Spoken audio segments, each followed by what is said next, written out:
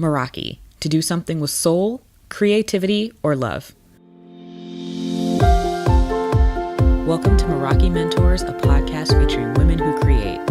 We interview creatives from every field and around the globe to discuss art, risk-taking, and what it means to live a creative life. Here's your host, Candace House.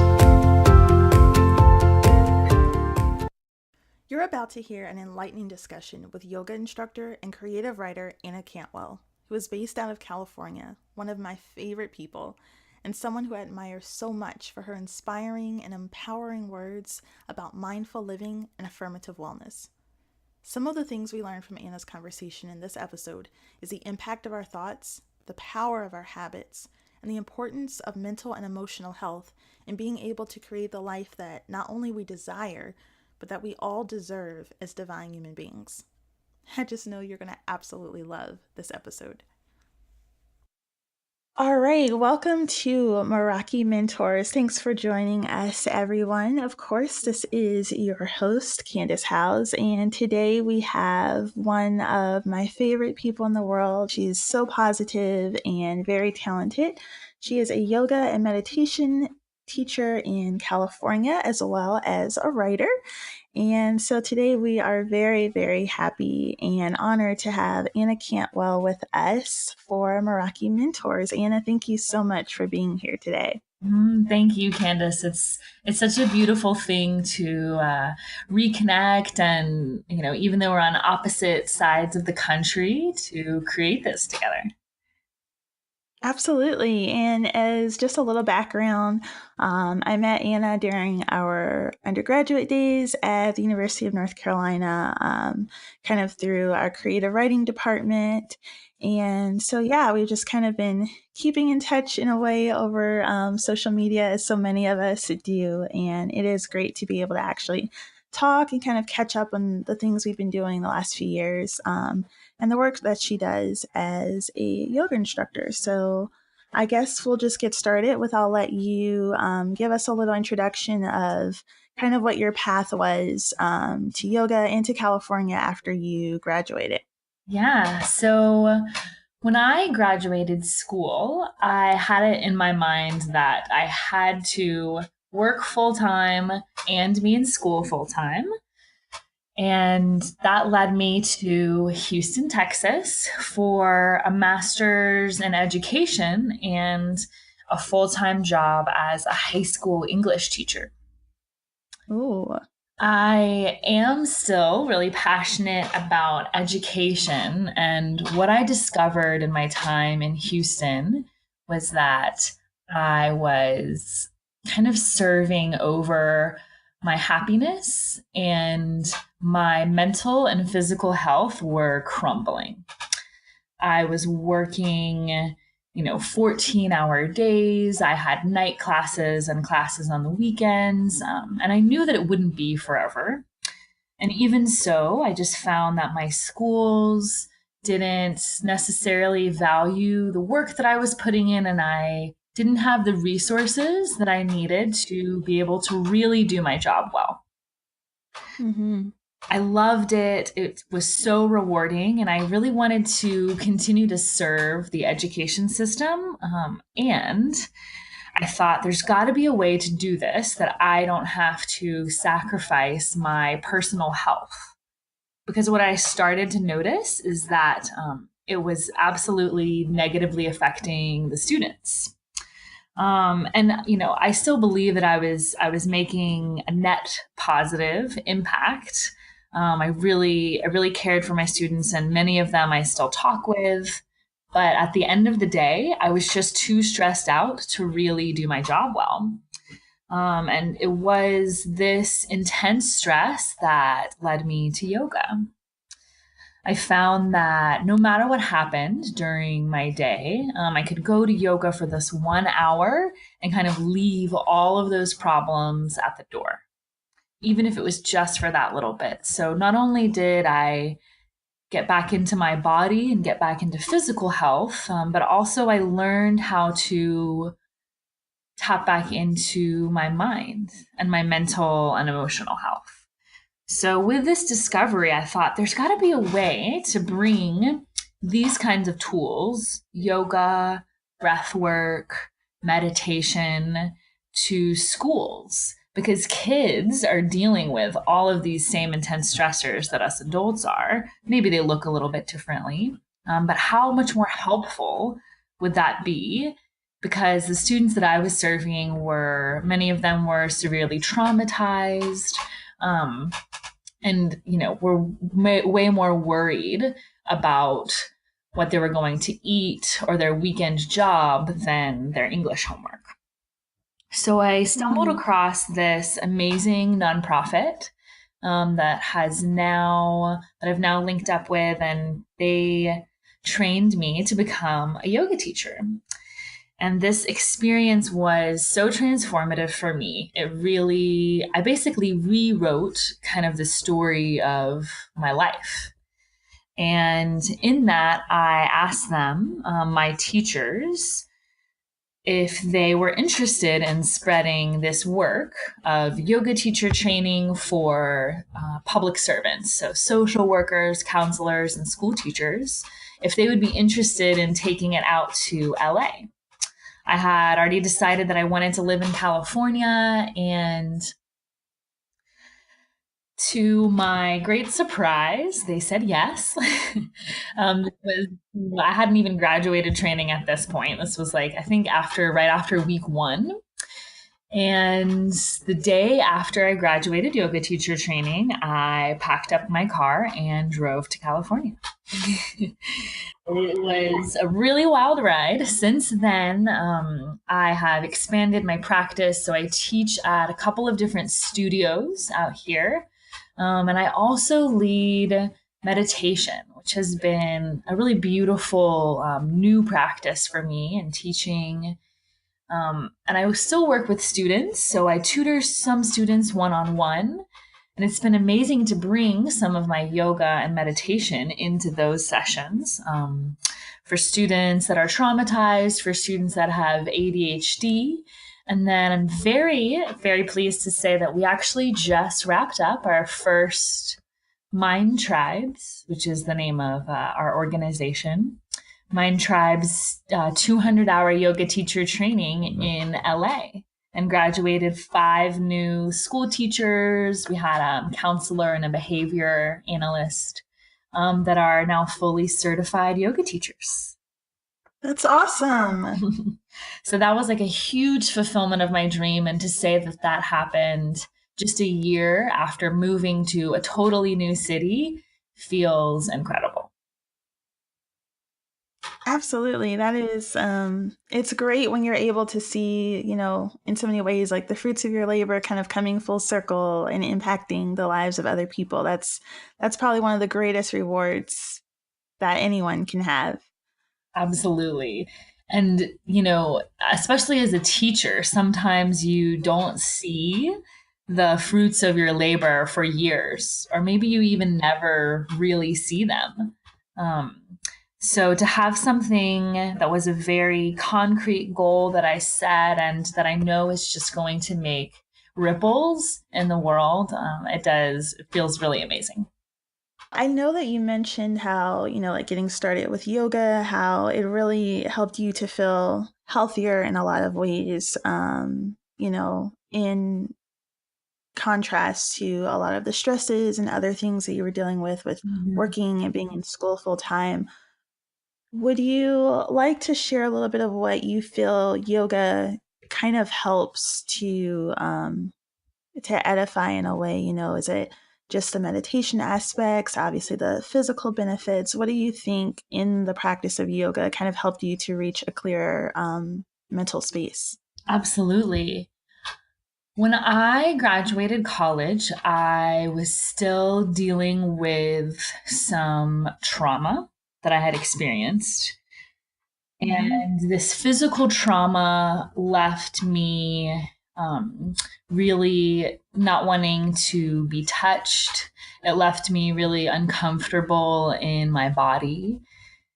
And it also, I had a lot of fearful thoughts still. Mm-hmm. So, what yoga gave me access to was actually getting back into my body, experiencing safe touch in, in a safe container, and a space where I could meet challenge on the mat that felt like, confronting those really dark fears or the really intense stories of the past and traumas in a safe space. And by facing those, difficult poses that you just have to breathe through, and that often, we store emotions, we trap them in areas of our body. Um, if you've ever, I would highly recommend the book The Body Keeps the Score, which basically talks about trauma's effect on the brain and how places like our stomach have more neurotransmitters than our brain even does. So that we can actually, instead of influencing our body by way of the mind, we can influence our mind by way of the body. Mm. And that it just gave me a lot of freedom, and not to mention the physical benefits. When you start to see progress, especially in yoga, you can see progress quickly with consistent practice. That is a really empowering feeling. And what the feeling that I left school with was feeling very disempowered. So, in short, yoga gave me access to tap back into my physical body, to hijack my brain and actually activate my parasympathetic nervous system and take myself out of this anxious fight or flight, and then start to really challenge myself and grow in my physical strength. And that kind of starts to shatter the mental limits that you place on yourself. I love that. And I think it's great looking at, like you said, we always think about like the mind then impacting the body and not the other way around. So I think that's so, I can't even think of the word at this moment, but it's really interesting when you think of being introduced to other perceptions or other ways to approach some of the challenges that we have. I know you mentioned something too about being like finding consistency, which I always find in anything physical that I do is like the hardest thing at all. There was a there was an article somewhere I think I read in I want to say it was Women's Health, and they were talking about how to practice yoga to the point of a headstand. Mm-hmm. My main goal when I was in high school, and I almost got there, and then I just kind of got off of the whole thing. So, what would be one of your points of advice for anyone who is kind of struggling with the idea of consistency and how to find that time for themselves to really be able to achieve their goals? I think that first addressing that if you don't take care of yourself, somebody else is going to have to. Mm. And that it's our highest calling, really, to tend to ourselves. I see it as very sacred that if each of us are divine, that tending to ourselves is caring for the divine.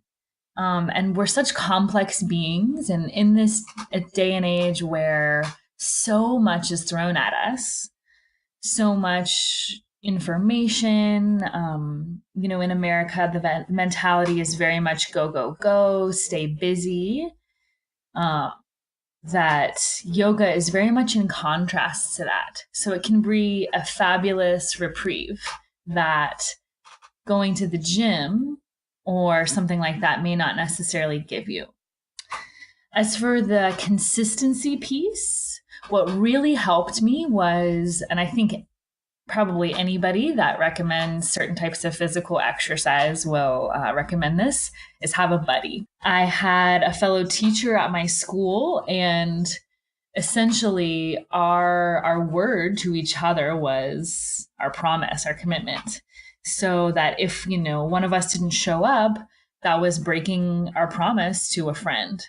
And that sounds kind of intense, but on those days that you're like, I just remember coming home from school being so, exhausted and saying, okay, I know that my friend is going to be there and that she's going to be next to me on the mat, sweating it out just as much as I am. So I'm just going to make it happen. And sometimes it's really like kind of pulling the Band-Aid off. A little bit more positive piece of advice would be celebrate small wins. So I participated in several different 40-day yoga challenges, and 40 days is how long it takes to solidify the change of a bad habit or to establish a new one.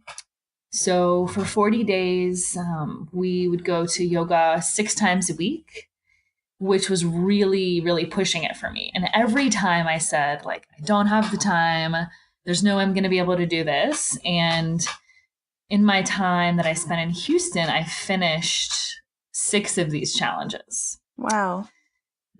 And this was at the same time that I was in a master's program. I was a full-time school teacher. Now, granted, at this time, I didn't have much of a life outside of this, but yoga was really filled my cup in a lot of ways. It was physical exercise. It was mental reprieve and also community. A really great way to meet people and connect and experience authentic connection and vulnerability in a very unique way. It's really interesting, and it's been coming up so many times in all of the interviews this season, which I think is just a wonderful reminder. And that is the importance of a form of community, whether it's the buddy system, as you mentioned, or a wider community of people in a classroom or where you live. Yeah. But that whole concept has been coming up time after time of how that support and that outside accountability or that outside encouragement helps to sustain us when we're in these transitory periods or these challenges of trying to create something or form a better life for ourselves. And I think it's beautiful to see people be able to share these challenges and have someone there in their space physically helping them to obtain, a new height in their life or just overcoming a challenge. It's so crucial. And you think about any great thing that you have ever accomplished, it was never by yourself. Whether you had the support of a mentor, the support of a friend, even someone that's not necessarily directly contributing to the project itself. I feel like I had friends, especially out here in LA.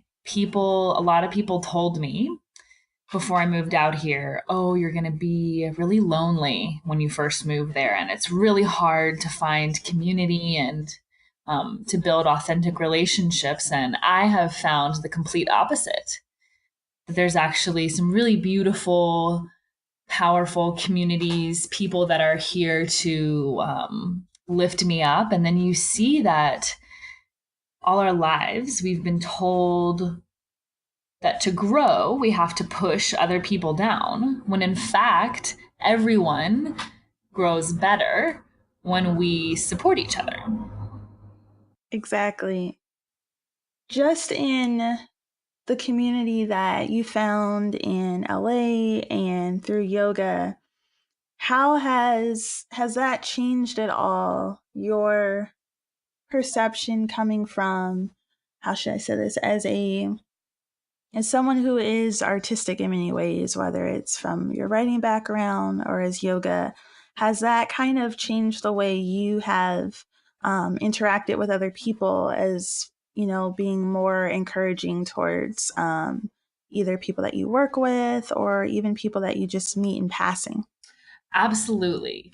I think that when people understand how powerful co-creation is, competition dissolves. One of my friends from high school, we hadn't talked in 7 years. And I met up with her out here right when I moved. And we were actually on the high school yearbook staff together. So funny to think about. And she was a photographer. I was the editor. And since she's been out here, she's done some really, really amazing photography work, video directing. We just connected and went on a hike, and she took some photos, and it ended up, we got some really, really amazing, amazing pictures. And then that kind of led to one thing and another. And this was just a few weeks ago. She texted me on a Friday night and said, "Hey, I really have this creative urge. I'd love to get together and do a shoot. When are you free?" And I was like, "How's tomorrow morning?" So she came over that morning, and we had this concept to, branching off of the Me Too movement that's happening right now. And we've always shared writing, and she has photographed me several times, and I've given her yoga sessions. So it's been this really beautiful relationship that had been building. But we thought, how cool would it be to express something a little bit dark, but also feminine and beautiful and powerful, in, without really saying anything, but with some writing, with some poetry, which is my preferred medium, and with yoga and with music. So she brought this black kimono. She was like, "Do you have some other black outfits?" Like 10 minutes, I got ready. We went down to my parking garage and shot in one take, just 5 minutes of me doing an intuitive yoga flow to a song. And she edited the video. I wrote some words, sent some stuff over to her. We kind of went back and forth. And then what seemed like just like that, we came up with this beautiful, beautiful video. It expressed everything that I think both of us were feeling about this tension that's happening right now, as like we were saying, how women are coming to the forefront, how they're standing in their power, and that although this kind of dark Me Too movement is going on, it's an opportunity for the beauty and the growth of women to actually shine. And that to me was the perfect representation of powerful, inspired co-creation. Both of us, using our strengths and producing something really moving and beautiful in the world. That's amazing, and I'm so glad that you told that story, because that's definitely something I wanted to ask you about. And for everyone listening, please, definitely, of course, and I'll have her share it later, but follow Anna on Instagram. First of all, she has so many incredible affirmations and inspirational things, but you'll also be able to see the video that she is referring to. And I'm glad that you mentioned it, because when you watch the video, it's so moving. It's so lyrical, emotionally, from the music to the movement to the editing. It's just a beautiful work of art. And yeah, and I was definitely going to ask you how that came about. I think it's wonderful when you see artists come together, not only to work as a unit and as a team, but to be able to create things kind of on the fly, to be able to, like you said, "Hey, let's shoot tomorrow." You have this idea. There's always kind of this concept that a great work of art has to, be this long labor that takes years or hours and days. And obviously, sometimes that is the case. A certain work might need that kind of time to kind of sit for a while. But it's great to know that whatever is flowing on your mind at that time, if you act on it, something incredible can come from that moment. Yeah, absolutely. That's been my experience, that of course, it takes the practice and the consistency, right? The continuing to just write, and you know this, like sit down and write a little bit every single day. Exactly. Something that's really been supporting me in my growth as a writer, which, like you said, has developed into creating mantras, creating affirmations, and exploring yoga philosophy and personal development, but also really the power of words. And one way that I have done this is through Julia Cameron. She wrote The Artist's Way. She has this little technique called morning pages, which in the morning, the first thing that you do before anything else is just sit and write 3 pages, 3 full pages, just stream of consciousness. So that's something that I do. I switch it up. Sometimes I do that before my meditation to kind of get it out of my head. Yes. And then sometimes I do after meditation to kind of process some of the things that might have come up. And just that consistent practice of every day, pen to paper, I think has tapped the wellspring of creativity so that now sometimes it does just flow out, and I just will write for an hour and something really incredible and inspired will quote quote just come to me. Yeah.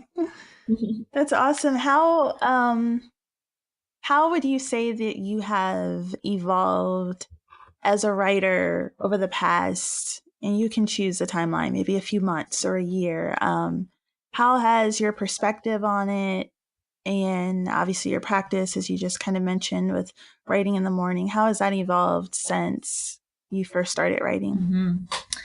So when I was still a school teacher, I took a couple of different writing courses, which were amazing. And to me, it's always valuable to put time and effort into this, not only the study, but also the community, like we've been saying. It's just invaluable to have someone give you feedback on your work, to read it aloud, to hear other people's work and be inspired by their stories. So that's something that's kind of ebbed and flowed my writing community. As a writer, I've definitely strayed away from poetry, and I think grown a lot in the poetry that I do still write. I love to write creative nonfiction and just really dive into what does it look like to explore truth, but from a particular perspective or lens. I've also studied a lot since then conscious language and kind of exploring writing, speaking, and thinking, and how our thoughts and our words shape our reality. So if we, declare I'm no good at writing, or if we declare I'm, as a yoga teacher, I get this a lot, I'm not flexible, or, I'm not good at X, that anything that comes after I am creates.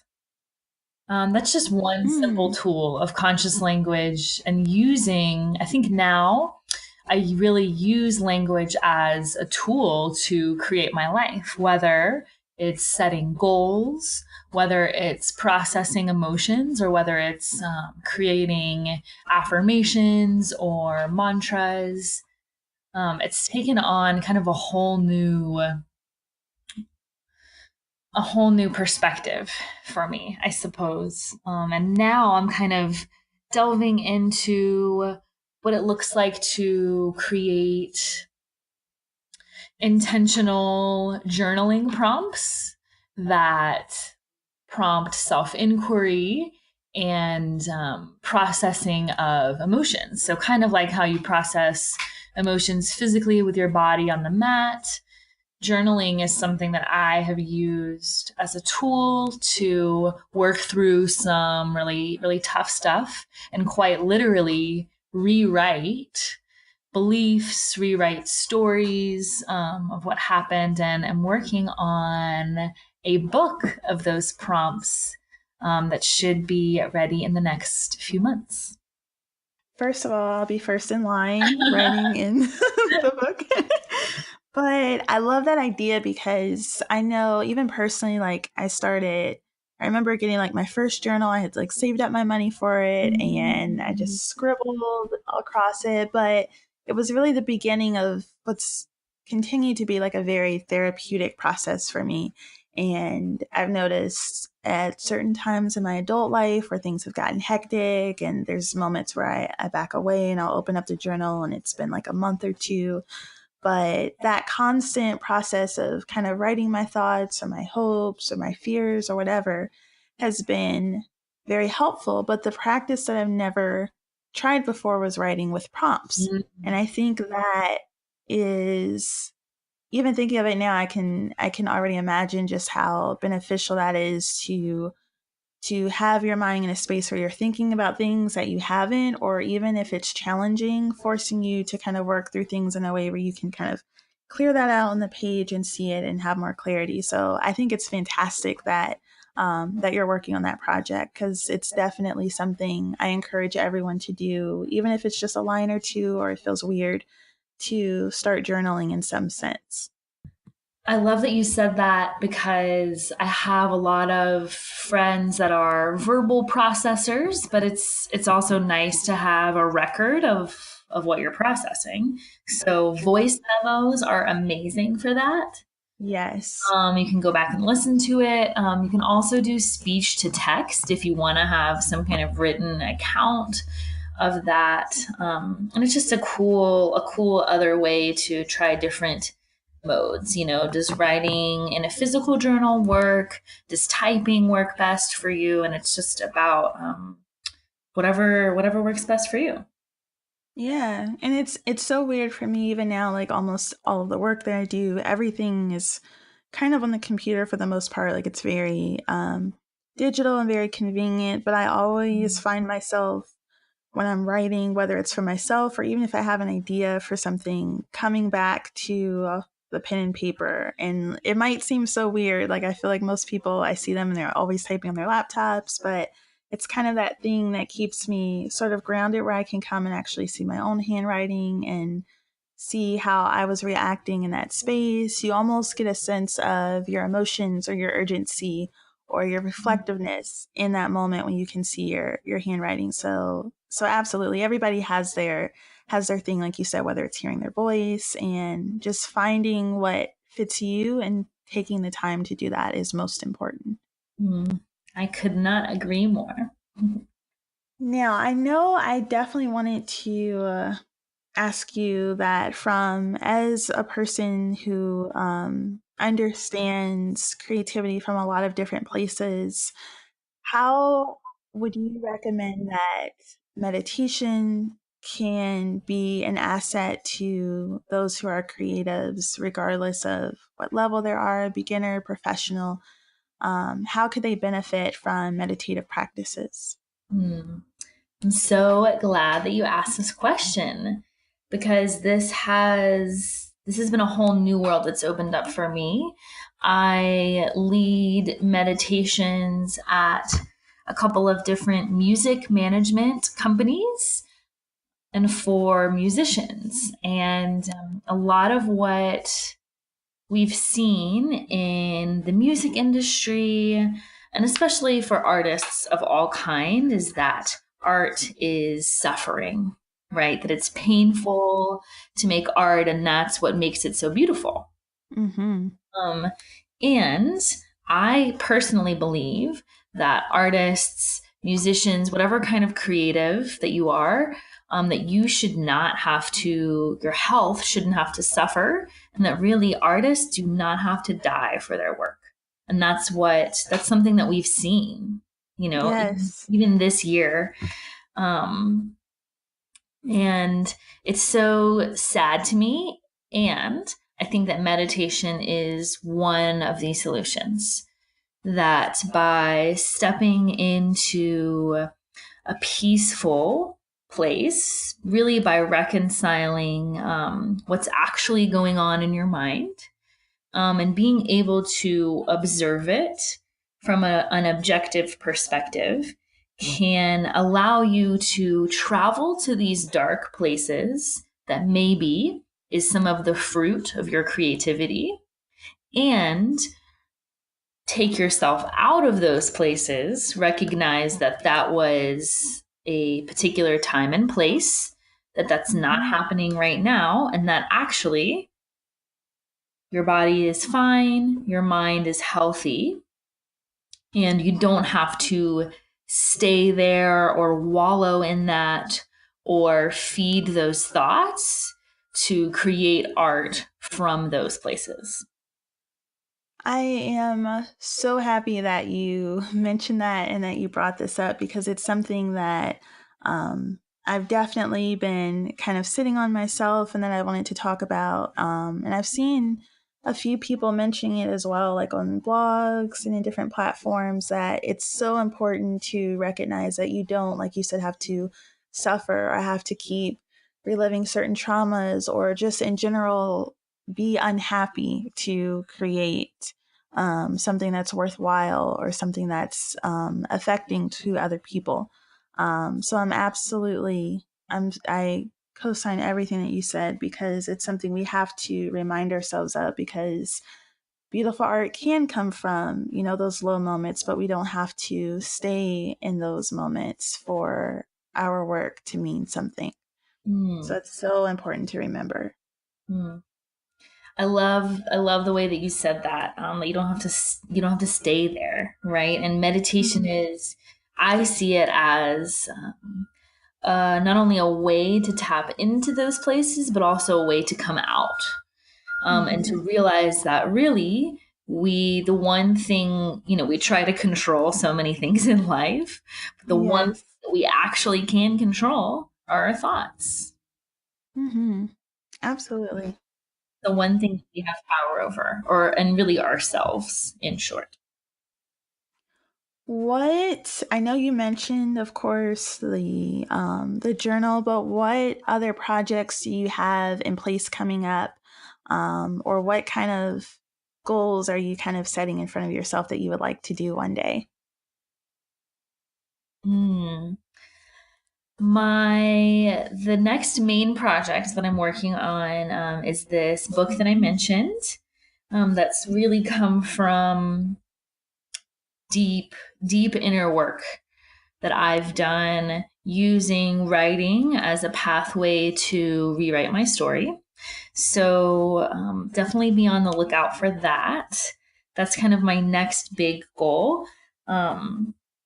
I have a goal to go on tour with a musician or a band to help keep them well, mentally healthy throughout the tour, because it's just with my friends that are in production, working these really long hours, having to perform, and then not to mention, all these other negative influences, traveling all the time, nutrition, not getting time for yourself or movement or quiet. So that's kind of the next big goal. And I'm really excited that I'm working on a project right now with Live Nation to launch a mindfulness program in all of their offices. So really spreading mindfulness and meditation, these practices, wherever I can, is my biggest goal. And the beautiful thing about that project is that they are matching every single one that we launch, and this will be in the next couple of months as well, with a program in a school. So for every new office that gets a meditation program, a local school will get one as well. That's awesome. It's really amazing, and I'm just so happy to be able to continue to give back to the education system and support it with these powerful stress coping skills, positive stress coping skills and tools. Absolutely. And I just want to say that I'm so happy for you, and I'm so inspired by the way you were able to take a lot of these things that you are passionate about and that are important to you, and your own personal journey to work through experiences that you've had, and to be able to kind of encapsulate that into a life that works for you, and where all of those things can come together. Because so often everyone tells us, we can't have it all, or that a lot of things that are interesting to us don't intersect at all. But there's so many ways in life, whether it's through our work or something that we're doing personally, where we can find a place for all of those different parts of us to coexist in a healthy way. And I think it's fantastic that you've been able to do that. Thank you so much, Candace. And if there's any, one thing that I could say about this journey that I've been on, it's that if you can dream it, not only can it happen, but that's exactly what is supposed to happen. That when you put something out there, when you put that pure desire and intention behind something, and that you're not attached to how the outcome will look, that's what gives you the fertile soil for these incredible opportunities that, I could have never even really dreamed these up, to flourish and to come true. Absolutely. Absolutely. That is, yes, that just makes me smile. Like if you were here right now. I love it. It's so good. Yeah. So I always like to close all of our interviews with our guests with, I like to call it our Meraki picks. So it's like 3 different questions, and whatever kind of comes to your mind. They're really fun. Yeah, whatever's on your heart, then that'll be your answer. Oh, I love this. This is great. I'm ready. All right. So the first one is, what is a restaurant that you wish just everyone in the world could go to at some point? Sage. Sage Vegan Bistro in LA. Everything there is amazing. None of it even looks or tastes vegan at all. And every single thing is damn delicious. Oh my gosh, I want to go there so much. And I've been reading so much about like plant-based diets, and it's actually really starting to get me to that point. Like, Yes. and I've had so many different dishes. It's just like, it's amazing. I feel like once you start adopting that practice, you're not even going to miss all of the horrible meat that we consume all of the time. And it's such a cool form of creativity to see what vegan chefs can come up with these days that like Yes. looks like meat and tastes like meat, but you don't have to actually, kill an animal, or it's not like a factory farmed animal. It's really cool. That's awesome. That is awesome. I will definitely, whenever I get to LA, I will definitely have to stop by there. Yes. Okay, number 2 is, what is a song, and if it's not one song, what is maybe an artist that you can't stop listening to right now? This is so hard for me because music is such a big part of my life. Yes. Oh my gosh. I would say the song Aura by S.G. Lewis. So S.G. Lewis is kind of like funky R&B hip hop meets electronic kind of. This sounds amazing. Yes, and Aura it's such a jam. And I'll let you in on a little secret. I had my first lesson as a DJ the other day, and I am so, so excited because music is something I'm so passionate about, and I haven't found kind of like my way to tap into it. And I think that DJing might just be it. That sounds incredible. I feel the same way because music, like I can't imagine doing anything without music, but it's like, I don't play a lot of instruments and like I used to dance, but not really. So yeah, constantly trying to find that way to incorporate in your life is challenging. I think DJing is like such an amazing skill. So that's super cool. It's definitely way harder than it looks. Will say that. Okay, so the music is always a hard one, but I feel this one might be the hardest one. But you can tell me. So the last question is always, what quote or piece of advice do you come back to when you need a little pick me up? What kind of do you live by? Mm.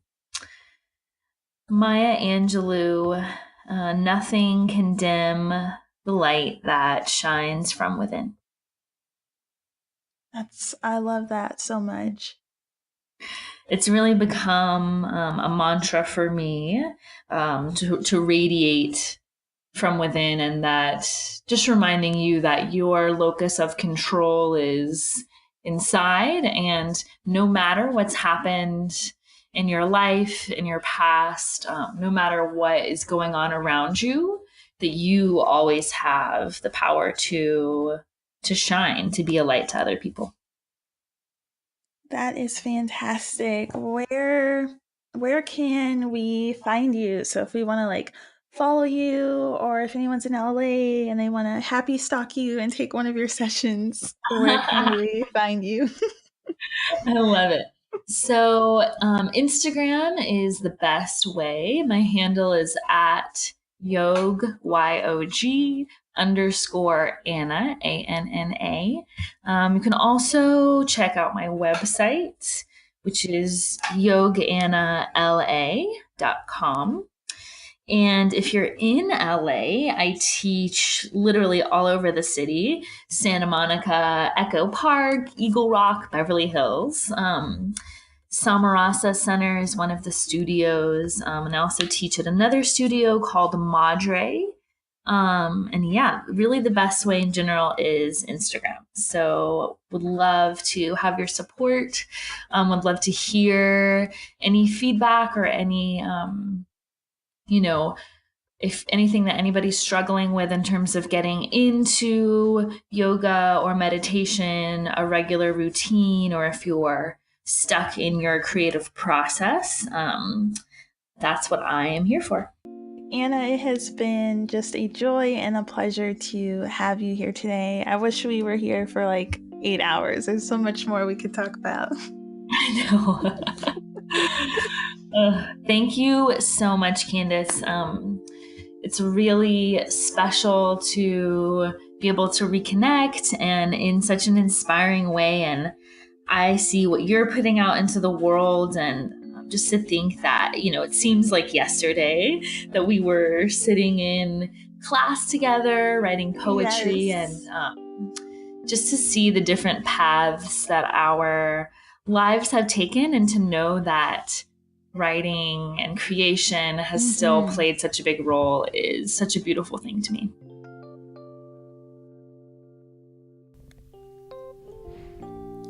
You've been listening to Meraki Mentors Podcast with Candace Howes. We're honored you chose to spend your time with us today.